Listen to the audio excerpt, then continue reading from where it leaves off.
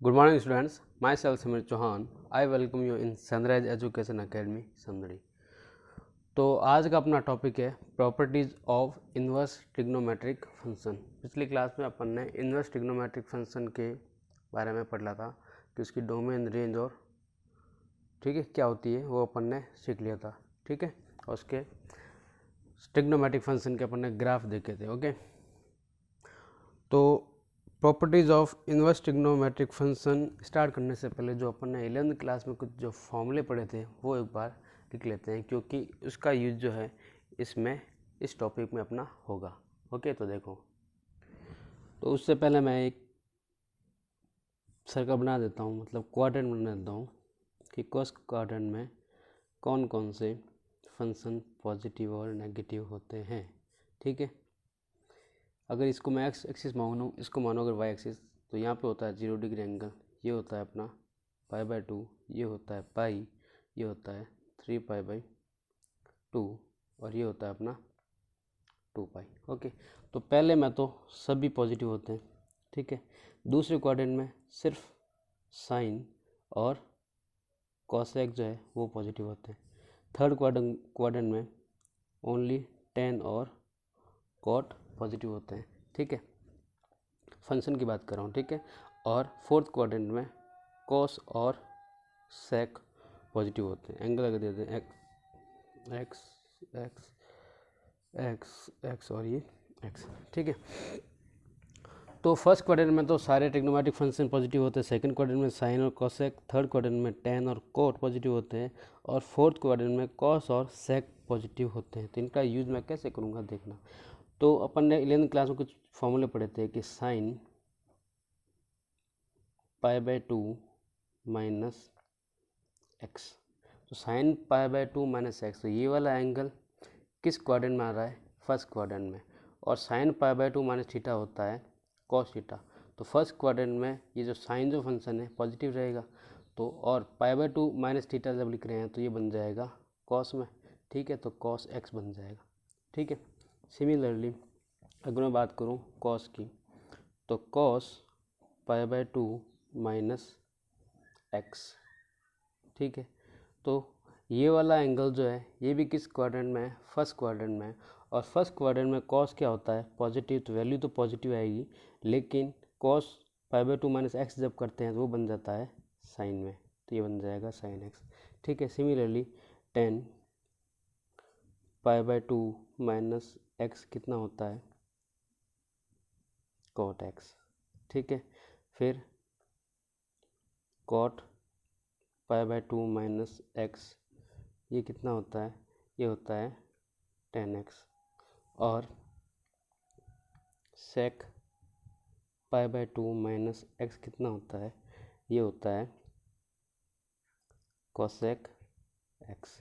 और cosec π/2 minus x कितना होगा? Sec x. ठीक है, अब सिमिलरली इधर मैं बात करता हूँ सेकंड क्वाड्रेंट में, जब मैं जंप करता हूँ तो क्या लिखूँगा यहाँ पे? अगर बात करें साइन π/2 प्लस एक्स, यहाँ पे जो भी लिखा होता है वो क्या होता है? एंगल होता है। तो साइन π/2 प्लस एक्स, तो कौन सा क्वाड्रेंट आ गया? Second quadrant. और सेकंड क्वाड्रेंट में साइन क्या होता है? पॉजिटिव। सेकंड क्वाड्रेंट में साइन क्या होता है? पॉजिटिव। और जब भी π/2 प्लस एक्स या फिर π/2 माइनस एक्स लिखा हो तो वो वैल्यू चेंज हो जाती है, बन जाएगा कॉस एक्स। ओके, क्या बन जाएगा? Cos x. ऐसे ही अगर मैं बात करूँ कॉस की, तो कॉस π/2 प्लस एक्स, कॉस और एंगल कौन सा है? सेकंड क्वाड्रेंट में। तो सेकंड क्वाड्रेंट में कॉस क्या होता है? नेगेटिव होता है, मतलब वैल्यू तो ये नेगेटिव देगा। अब कॉस π/2 प्लस एक्स लिखा हुआ है, इसका मतलब क्या होगा? चेंज हो जाएगा साइन में, तो साइन एक्स। ठीक है, अब बात करते हैं टेन की, तो टेन π/2 प्लस एक्स। ठीक है, तो टेन भी जो है वो सेकंड क्वाड्रेंट में, ये एंगल जो क्या बता रहा है? सेकंड क्वाड्रेंट में है, तो सेकंड क्वाड्रेंट में टेन क्या होता है? नेगेटिव। ठीक है, और टेन के एक्स में बदल जाएगा कॉट में, तो कॉट एक्स नेगेटिव में जाएगा। ठीक है, अब बात करते हैं कॉट π/2 प्लस एक्स की, तो ये भी वापस सेकंड क्वाड्रेंट में कॉट क्या होता है? नेगेटिव। वैल्यू तो नेगेटिव देगा, लेकिन बदल किस में जाएगा? ये 10 में। ठीक है। अब बात करते हैं वापस सेक की। तो सेक π/2 प्लस एक्स। सेक सेकेंड क्वाड्रेंट में क्या होता है, ये भी होता है नेगेटिव, लेकिन बदल किस में जाएगा, कॉसेक एक्स में। ठीक है। अब कॉसेक एक्स की बात करते हैं। तो कॉसेक π/2 प्लस एक्स। अब कॉसेक देखो सेकंड क्वाड्रेंट में क्या होता है, पॉजिटिव होते हैं, ये दोनों पॉजिटिव होते हैं, इसमें ये पॉजिटिव होते हैं, इसमें ये दोनों पॉजिटिव हो गए, इसमें तो सभी पॉजिटिव होते हैं। ठीक है। तो कॉसेक एंगल किसका है, सेकंड क्वाड्रेंट में, π/2 से थोड़ा सा भी आगे चला गया था, मतलब सेकंड क्वाड्रेंट में कॉसेक क्या होता है, पॉजिटिव। ठीक है। वैल्यू तो ये पॉजिटिव देगा, लेकिन कॉसेक π/2 प्लस एक्स होता है सेक एक्स। ठीक है। ये बात कर ली अपन ने फर्स्ट और सेकंड की। ठीक है। अब बात करते हैं थर्ड क्वाड्रेंट की। ठीक है। तो देखो उससे पहले बात कर लेते हैं सेकंड क्वाड्रेंट में। जैसे अपन ने π/2 माइनस एक्स लिखा था, वैसे ही अगर हो जाए कि साइन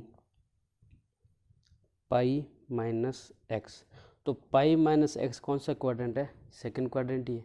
लेकिन और सेकंड क्वाड्रेंट में साइन क्या होता है, पॉजिटिव। लेकिन पाई माइनस एक्स जब लिखते हैं किसी भी एंगल में और फंक्शन साइन कॉस कुछ भी हो, तो वापस वही फंक्शन आ जाता है साइन। ठीक है। और पाई माइनस एक्स मतलब सेकंड क्वाड्रेंट है, इसमें साइन एक्स क्या होगा, पॉजिटिव। फिर बात करते हैं कॉस की। तो कॉस पाई माइनस एक्स, तो सेकंड क्वाड्रेंट में कॉस क्या होता है, नेगेटिव, तो ये आ जाएगा माइनस का। और पाई माइनस एक्स है तो वापस कॉस एक्स आ जाएगा। ठीक है। इसी तरह टेन पाई माइनस एक्स सेकेंड क्वाड्रेंट में क्या होता है, नेगेटिव होता है, वापस पाई माइनस एक्स जब लिखा है तो टेन एक्स वापस आ जाएगा। Similarly cot pi minus x second quadrant में नेगेटिव होता है, और कॉट पाई माइनस एक्स होता है कॉट एक्स, वो भी नेगेटिव का। ठीक है। इसी तरह sec pi minus x second quadrant है, पाई माइनस एक्स मतलब इस एंगल से थोड़ा सा कुछ भी कम कर दो, मतलब सेकेंड क्वाड्रेंट में पहुंच गया।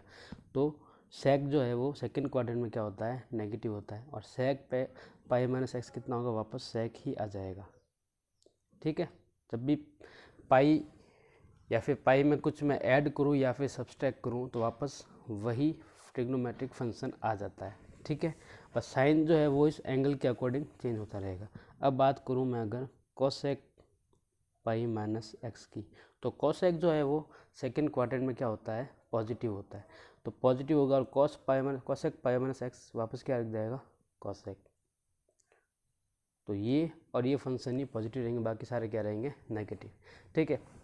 अब जैसे मैंने पाई माइनस एक्स की बात की, वैसे एक फॉर्मूला होता है पाई प्लस एक्स, तो साइन पाई प्लस एक्स। अब जब मैंने पाई में से कुछ एंगल और बढ़ा दिया है, तो मतलब कौन से क्वाड्रेंट में चला गया, थर्ड क्वाड्रेंट में चला गया, और थर्ड क्वाड्रेंट में साइन क्या होता है, नेगेटिव। ठीक है। जब भी पाई प्लस एक्स और पाई माइनस एक्स करोगे, जो ट्रिग्नोमेट्रिक फंक्शन में कोई चेंज नहीं आएगा, तो साइन का साइन ही रहेगा। लेकिन पाई प्लस एक्स, तो साइन फंक्शन पे अपन ने एंगल लगाया था, तो क्या वैल्यू देगा, नेगेटिव, क्योंकि देखो थर्ड क्वाड्रेंट में साइन क्या होता है, नेगेटिव। ठीक है। फिर कॉस पाई प्लस एक्स, ये भी क्या देगा, नेगेटिव, क्योंकि कॉस भी जो है थर्ड क्वाड्रेंट में क्या होता है, नेगेटिव होता है। ठीक है। फिर टेन की बात करते हैं। तो टेन पाई प्लस एक्स, टेन जो है वो थर्ड क्वाड्रेंट में क्या होता है, पॉजिटिव वैल्यू देता है। ठीक है। तो वैल्यू तुमको पॉजिटिव ही मिलेगी, लेकिन पाई प्लस एक्स लिखा है तो फंक्शन में कोई चेंज नहीं होगा, टेन एक्स ही मिलेगा। फिर बात करते हैं कॉट की। तो cot pi plus x, cot जो है सेकंड क्वाड्रेंट में क्या होता है, थर्ड क्वाड्रेंट में क्या होता है, पॉजिटिव होता है, तो वैल्यू ये पॉजिटिव ही देगा। और कॉट पाई प्लस एक्स लिखा है मतलब नो चेंज, कॉट एक्स का कॉट एक्स। ठीक है। सिमिलरली इसमें देखो कि अगर आ जाए मेरे पास कि सेक का, सेक पाई प्लस एक्स, सेक जो है वो थर्ड क्वाड्रेंट में नेगेटिव रहता है, और पाई प्लस एक्स है तो नो चेंज। फिर कोसेक पाई प्लस एक्स। ठीक है। तो थर्ड क्वाड्रेंट में कोसेक भी क्या होता है, नेगेटिव होता है। ठीक है। तो क्या आ जाएगा वापस, कोसेक एक्स। ओके। ठीक है। तो ये आप फॉर्मूला बना सकते हो, इसमें कन्फ्यूजन शायद आपको नहीं रहेगा कि साइन कैसे चेंज होता रहता है, मतलब सिंबल कैसे चेंज होता रहता है π/2 माइनस एक्स करो, π/2 प्लस एक्स करो, तो क्या क्वाड्रेंट होगा, कौन से क्वाड्रेंट में चला जाएगा, उसके अकॉर्डिंग सिंबल चेंज होता रहता है। ठीक है, तो π/2 में से अगर कुछ भी ऐड या सब्सट्रैक्ट करते हैं तो फंक्शन चेंज हो जाता है। ठीक है, और ये चीज़ क्या बताती है अपन को, एंगल किस क्वाड्रेंट में लाई करेगा वो अपन को पता ही है। ठीक है, और अगर पाई में अगर कुछ मैं ऐड या सब्सट्रैक्ट करूँ, ठीक है, तो वापस वही फंक्शन दे देता है। ठीक है, और ये चीज़ क्या बताती है मुझे कि ये कौन से क्वाड्रेंट में एंगल आएगा, उसके अकॉर्डिंग अपन साइन लगा देंगे। जैसे साइन पाई माइनस एक्स लिखा है मैंने, तो पाई माइनस एक्स, पाई में से कुछ भी छोटा एंगल घटा दूँ मैं, तो क्या आ जाएगा सेकंड क्वाड्रेंट में, और सेकंड क्वाड्रेंट में साइन फंक्शन क्या होता है, पॉजिटिव होता है। ठीक है, तो मैंने प्लस लिखा या फिर कुछ नहीं लिखा, इसका मतलब प्लस ही है। फिर मैंने क्या बोला था, पाई में से कुछ भी जोड़ो या कुछ भी घटाओ वापस वही फंक्शन देता है, लेकिन π/2 का अगर n मल्टीपल हो जाए तब वापस वो फंक्शन चेंज हो जाएगा। लेकिन पाई का अगर कोई भी मल्टीपल ले लो, जैसे पाई, 2 पाई, कुछ भी लिखा हो, वापस यही चीज़ें आएगी आपकी। ओके, अब बात करते हैं properties of inverse trigonometric function, जो कि अपना टॉपिक था। ठीक है, तो देखो इसमें कुछ फॉर्मूले होंगे, वो कैसे होंगे आपको बता देता हूँ। तो एक फॉर्मूला लिखा है मैंने कि साइन ऑफ, एंगल में लिख लिया मैंने साइन इनवर्स एक्स, ये देता है अपन को एक्स। क्या देगा, एक्स। कब देगा, जब अपना एक्स जो है वो बिलोंग्स करेगा, जब अपना एक्स बिलोंग करेगा, मतलब एक्स किस किस के बीच में हो, जब अपना एक्स हो क्लोज इंटरवल -1, 1 के बीच में। ठीक है, यदि अपना x -1 से 1 के बीच में है, तभी ये sine of sine inverse x अपन को क्या देगा, x देगा। देखो कैसे आएगा ये चीज़, बताता हूँ आपको, ध्यान देना।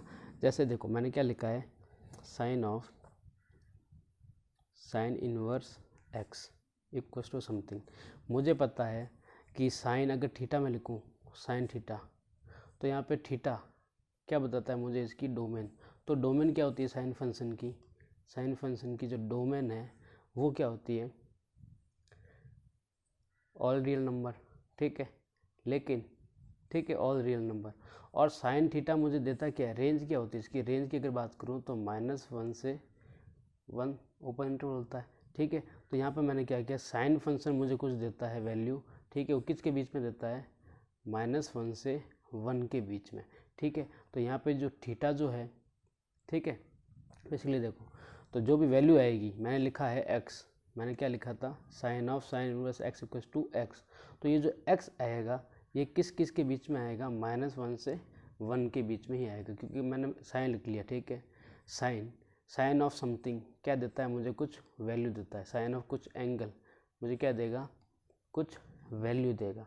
ठीक है, और वो वैल्यू किस बीच में आएगी, -1 से 1 के बीच में आएगी। ये अपने ग्राफ में भी अपन ने देख लिया था। ठीक है, अब इसका अगर प्रूफ देखना हो तो एक एग्जांपल लेते हैं, जैसे कि साइन ऑफ साइन इनवर्स मैंने लिख लिया मान लो 1। ठीक है, तो बेसिकली ये बात करें तो ये क्या हो जाएगा, कंपोजिट फंक्शन, संयुक्त फलन जो पढ़ा था उसकी तरह है। तो पहले मेरे को ये सॉल्व करना पड़ेगा। तो मुझे पता है कि sine of sine inverse 1, sine inverse 1 मतलब यहाँ पे 1, साइन की वैल्यू 1 किस एंगल पे आती है, किस एंगल पे आती है, π/2 पे। और साइन π/2 क्या होता है, 1 होता है। तो बेसिकली मुझे क्या मिला, जो 1 रखा था वही वापस मेरे को 1 मिल गया। ठीक है, तो ये फॉर्मूला तभी सही माना जाएगा जब sine of sine inverse x equals to x तभी आएगा जब ये वाला जो x है, अंदर जो x लिखा हो वो किस किस के बीच में हो, -1 से लेके 1 के बीच में हो। ठीक है, इसका एग्जांपल अगर देख लो क्या हो जाएगा, ये एग्जांपल ले लो कि अगर मैं लिख लिया है साइन ऑफ साइन इनवर्स 1, तो ये मुझे क्या देगा, ये मुझे क्या देगा, वापस 1 वैल्यू देगा। ठीक है, यहाँ पे देखो ये जो 1 है इस रेंज में है या नहीं है। अगर एक और लिखता हूँ, अगर मान लो यहाँ पे होता साइन ऑफ एंगल में लिख रहा है साइन इनवर्स, इसमें लिख दिया मैंने 2, क्या लिख दिया मैंने 2। अब ये जो 2 है, मैंने क्या बोला था, sine of sine inverse x equals to x होगा कब, जब ये वाला x जो है, ये वाला x किसी भी बीच में हो, -1 से लेके 1 के बीच में हो, तभी ये वापस x मिलता है। लेकिन यहाँ पे ध्यान दो, साइन ऑफ साइन इनवर्स 2, ये 2 जो है इस रेंज में है क्या, नहीं है। तो इसकी वैल्यू जो है अपन नहीं निकाल सकते। अपन क्या लिखेंगे, कैन नॉट डिटरमाइन। ठीक है, ये चीज़ ही गलत हो जाएगी, या फिर बोल देंगे अपन कैन नॉट डिटरमाइन, या फिर नहीं निकाल सकते। ओके, चलो अब दूसरा फॉर्मूला। अब बात करते हैं सेकंड। जैसे आ जाए cos of cos inverse x, ये भी देता है मुझे एक्स, लेकिन कब, जब एक्स क्या हो, एक्स बिलोंग्स टू क्या हो, एक्स बिलोंग्स टू हो -1 से 1 तक। अगर यहाँ पे x की वैल्यू -1 या फिर 1 के बीच में लिखी हुई है, तभी ये जो x है वो वापस मुझे x मिलेगा। ठीक है, एग्जांपल जैसे cos ऑफ cos इनवर्स में ले लेता हूँ, जैसे 0 लिख दिया मैंने। ठीक है, cos ऑफ cos इनवर्स 0। तो ये जो 0 है वो -1 और 1 के बीच में कहीं आता है। ठीक है, तो मुझे मतलब ये कंडीशन मेरी सेटिस्फाई हो रही है, मतलब ये फॉर्मूला यहाँ पे लग जाएगा, तो मुझे वापस क्या मिलेगा, 0। क्या मिलेगा, 0। ठीक है, इसको मैं और तरीके से समझाना चाहूँ तो देखो क्या कर सकते हैं, इसको ऐसे कैसे सॉल्व कर सकते हैं। सेकंड टाइप में अगर देखें तो कॉस ऑफ कॉस इनवर्स 0 को मैं सॉल्व कर रहा हूँ। ठीक है, अब ध्यान देना, अगर cos of cos inverse cos 0 जो है, कॉस 0 किस वैल्यू पे आता है, कॉस 0 किस वैल्यू पे आता है, कॉस 0 आता है अपना π/2 पे। तो कॉस इनवर्स 0 को मैं क्या लिखूँगा, कॉस इनवर्स 0 की जगह क्या लिखूँगा, π/2। इसका मतलब ये हुआ ना, कॉस इनवर्स 0 मुझे क्या देता है, एंगल देता है। कॉस इनवर्स मेरे को क्या देता है, एंगल देता है। ठीक है, तो कॉस π/2 वापस क्या दे दिया मेरे को, 0। तो ये अपना क्या चीज़ होगी, प्रूफ होगी। ओके, सिमिलरली बात करते हैं थर्ड फॉर्मूला tan, कि tan of tan inverse x, ये मुझे देता है, क्या देगा, ध्यान देना, ये देगा मुझे x। कब, जब x बिलोंग्स टू क्या हो, रियल नंबर। अब देखो ये मैं कैसे, ये कंडीशन कैसे लिख रही हूँ बता देता हूँ आपको। जैसे tan थीटा अगर कुछ भी हो, तो tan theta equals to something कुछ वैल्यू दे रहा है, तो tan थीटा समथिंग कुछ वैल्यू, मतलब tan थीटा की रेंज जो है वो क्या होती है, tan थीटा की रेंज जो है वो क्या होती है, ऑल रियल नंबर्स होती है। tan थीटा की रेंज क्या होती है, ऑल रियल नंबर्स। तो x भी क्या होगा, जो आएगा वो किस के बीच में आएगा, सभी वास्तविक संख्या हो सकती है। ठीक है, तो यहाँ पे जो x जो लिखूंगा उसके हिसाब से मैंने रेंज निकाली। तो x जो है वो क्या होना चाहिए, वास्तविक संख्या, कुछ भी लिखो मेरे को x मिलेगा ही मिलेगा। जैसे एग्जांपल कुछ भी लिख दूँ मैं यहाँ पे, tan ऑफ tan इनवर्स लिख लिया मैंने, चलो कि 5, tan ऑफ tan इनवर्स 5। तो ये जो 5 जो है वो रियल नंबर में आता है, x क्या होगा कि रियल नंबर होना चाहिए, और 5 क्या है, रियल नंबर में होता है। ठीक है, तो tan ऑफ tan इनवर्स 5 मैं क्या लिखूँगा, 5 लिख सकता हूँ। ओके, क्योंकि ये कंडीशन को ये सेटिस्फाई कर रहा है। अब फोर्थ फॉर्मूला बात करते हैं कि cot of cot inverse x, ये देता है x।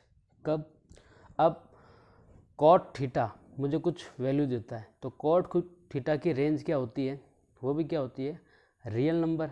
ठीक है, तो मतलब x बिलोंग किससे करना चाहिए, कि रियल नंबर से बिलोंग करना चाहिए, मतलब ये वाला x भी क्या होना चाहिए, रियल नंबर होना चाहिए, तभी मुझे वापस क्या दे देगा, x मुझे मिल जाएगा। तो इसका अगर एग्जांपल लिखना चाहे तो क्या लिखूँगी, वापस वही लिख दो, जैसे कि cot ऑफ cot इनवर्स 1, क्या मिलेगा मुझे, 1 मिलेगा। ये जो 1 है रियल नंबर में से आता है। ठीक है, cot of cot inverse 1 real number में आता है। ठीक है, अब फिफ्थ टाइप sec, आगे बात करें sec of sec inverse x, ये भी मुझे x देगा। कब, x क्या होना चाहिए, देखो अब ये जो x है ये क्या क्या वैल्यू ले सकता है, वो अपन कैसे निकाल देंगे। जैसे sec थीटा क्या होता था, sec थीटा की रेंज की अगर बात करें तो sec थीटा की रेंज क्या होती थी, तो sec थीटा की रेंज क्या होती थी, क्या sec थीटा अपन को क्या देता था, कि ये बिलोंग्स टू होता था कि r माइनस ओपन इंटरवल -1, ये अपन लेते थे क्योंकि देखो सेक की जो वैल्यू आती थी वो कभी -1 और 1 के बीच में कभी नहीं आती थी। सेक थीटा की वैल्यू कभी -1 से 1 के बीच में नहीं आती है, ठीक है। -∞ to -1 और 1 से इन्फिनिटी होती थी, ठीक है। इस चीज़ को मैं ऐसे भी लिख सकता हूँ ना कि आर में से अगर मैं -1 और 1 के बीच वाली वैल्यू को हटा दूँ तो बेसिकली वही बात होगी ना कि x क्या होना चाहिए कि x बिलोंग्स टू या फिर x इक्वल टू क्या होना चाहिए -1 से -1 -∞ टू -1 यूनियन 1 to इन्फिनिटी, ठीक है। इसमें ये इंक्लूड है, ये इंक्लूड है और ये इंक्लूड नहीं है, इसलिए मैंने ओपन इंटरवल बना दिया। और इसी चीज़ को मैंने ये भी बोल सकता हूँ, ठीक है, कि ऑल रियल नंबर में से अगर -1 और 1 के बीच वाली वैल्यू को हटा दो तो मुझे क्या मिलता है, वो वाली सेक की क्या होती है, रेंज होती है। तो सेक थीटा मुझे देगा x, किसके बीच में आएगा x, मुझे पता है रियल नंबर में से अगर -1 और 1 की वैल्यू हटा दूँ तो उसके बीच में मुझे x मिलता है, ठीक है। तो बेसिकली x क्या होना चाहिए, ये चीज़ होनी चाहिए, तभी मेरा आंसर सही होगा। जैसे एग्जांपल की बात करें, अगर मैं बोल दूँ कि सेक इनवर्स 0, अब सेक इनवर्स 0 क्या इस कंडीशन को सेटिस्फाई कर रहा है, क्या बोल रहा है, x बिलोंग्स टू क्या होना चाहिए -∞ से -1 और 1 से अनंत। इसने 0 को तो इंक्लूड किया ही नहीं, तो जब 0 आ गया यहाँ पे तो इस पर क्या वैल्यू नहीं देगा, मतलब अपन बोल सकते हैं कि कैन नॉट बी डिटरमाइंड, या फिर इस पे वैल्यू नहीं मिलती है। मुझे पता है सेक की कोई इस पे वैल्यू होती ही नहीं है, ठीक है। सिमिलरली बात करें अगर 6 फॉर्मूला कोसेक की, cosec of cosec inverse x। अब इसके लिए x की कंडीशन क्या होगी वो अपन कैसे निकालेंगे, ध्यान दो। अगर मैं बात करूँ यहाँ पे कुछ नहीं लिखा हुआ, मतलब ये एंगल लिखा हुआ, cosec of something, cosec of theta क्या देता है मुझे, कुछ वैल्यू देता है। और वो वैल्यू कैसे पता लगाते हैं अपन ने कोसेक की रेंज पढ़ी थी, तो कोसेक की रेंज क्या होती है, तो वही x की मतलब मुझे देता है x, क्या देता है, कोसेक थीटा समथिंग मुझे कुछ देता है वैल्यू, वो मान लिया मैंने x। अब ये जो x है वो किस किस के बीच में आएगा या फिर क्या वैल्यू ले सकता है, तो मुझे पता है कोसेक थीटा की रेंज कितनी होती है, कोसेक थीटा की रेंज वही होती है जो कि सेक थीटा की होती है। तो ये भी किससे बिलोंग करेगा, r माइनस ओपन इंटरवल -1, 1, ठीक है। अगर इसमें से अगर x की वैल्यू इस कंडीशन को सेटिस्फाई कर रही है तभी ये cosec of cos inverse x मैं क्या लिखूंगा, x लिखूंगा, ठीक है। ये बस समझाने के लिए मैं रेंज बता रहा हूँ।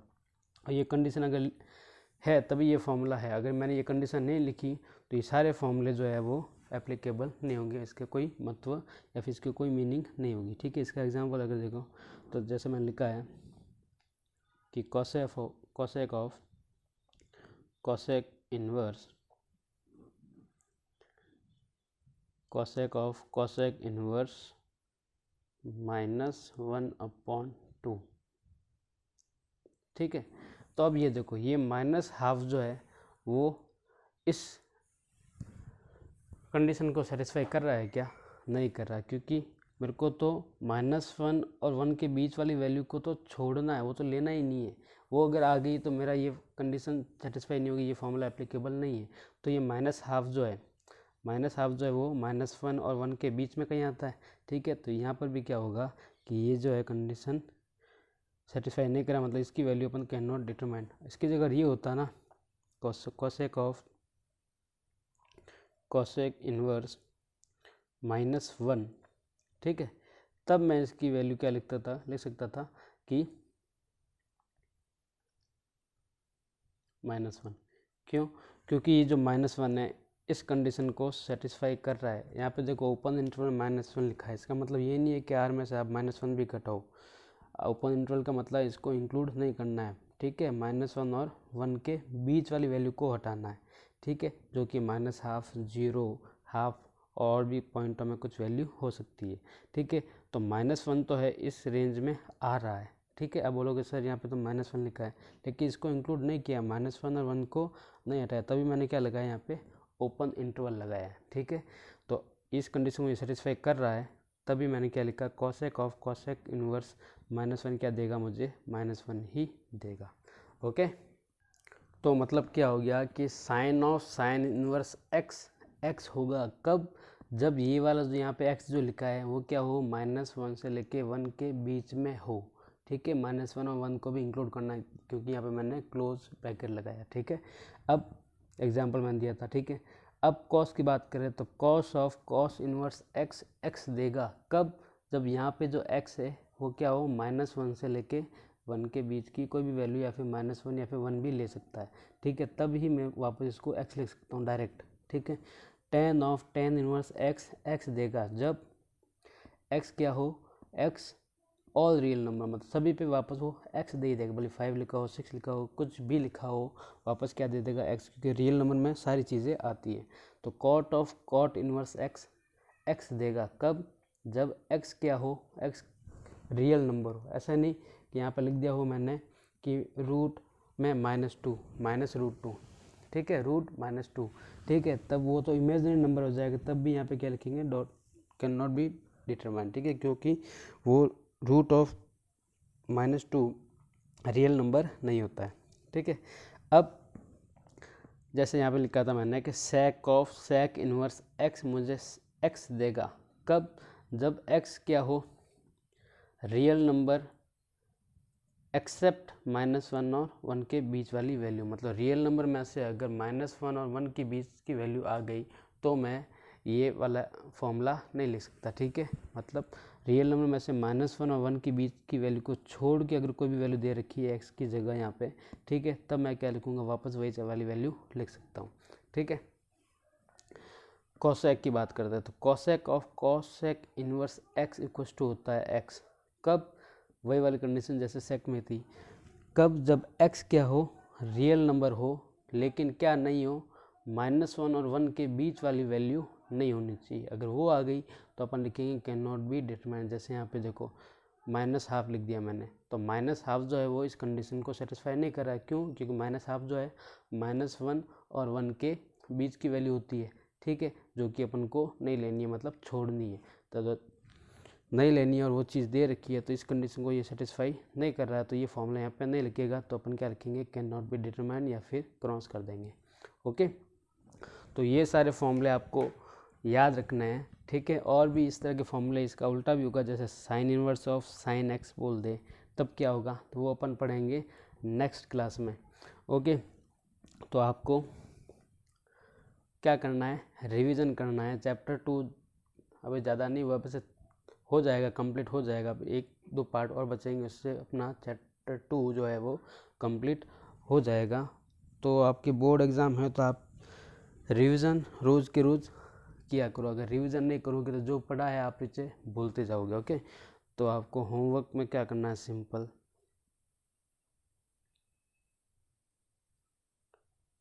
रिवीजन।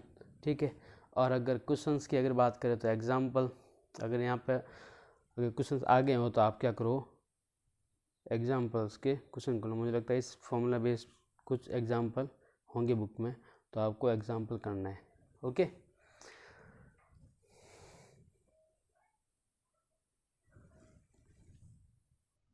और ये वाले फॉर्मूले कैसे आते हैं, कैसे बनते हैं, ये वाला तरीका भी मैंने आपको बता दिया कि कैसे आप कब साइन, कब ये ट्रिग्नोमेट्रिक फंक्शन में नेगेटिव साइन लगता है, कब यहाँ पे ये पॉजिटिव होता है, वो आपको मैंने क्वाड्रेंट के अकॉर्डिंग, एंगल के अकॉर्डिंग आपको मैंने बता दिया। ठीक है, तो आप फंक्शन इसका फॉर्मूला याद रखो या फिर बना भी सकते हो। ठीक है, और किसी भी टॉपिक में अगर डाउट हो, जहाँ तक अपन ने पढ़ चुके हैं, वैसे ज़्यादा तो नहीं पढ़े हैं, तो जहाँ तक अपन ने पढ़ चुके हैं, तो अगर किसी भी टॉपिक में डाउट हो तो अपन स्कूल में क्लियर कर सकते हैं। ठीक है, तो वैसे क्लासेस रेगुलर लग रही है, तो आप पॉसिबल अगर हो तो आप क्लास में रेगुलर आए तो अच्छा रहेगा। ठीक है, क्योंकि वीडियो मुझे पता है कि प्रॉब्लम आती है समझने में, मुझे भी थोड़ी बहुत प्रॉब्लम होती है वीडियो बनाने में, क्योंकि स्टूडेंट का रिस्पॉन्स नहीं मिलता है, तो मुझे भी लगता है कि कैसे समझाए, क्योंकि अपनी आदत नहीं है ना वीडियो से पढ़ाने की। ओके, तो थोड़ी बहुत प्रॉब्लम होती है वीडियो में एक्सप्लेन करने में। ठीक है, तो जब आप फिजिकली प्रेजेंट रहोगे तब मुझे लगता है कि ज़्यादा समझ में आएगा।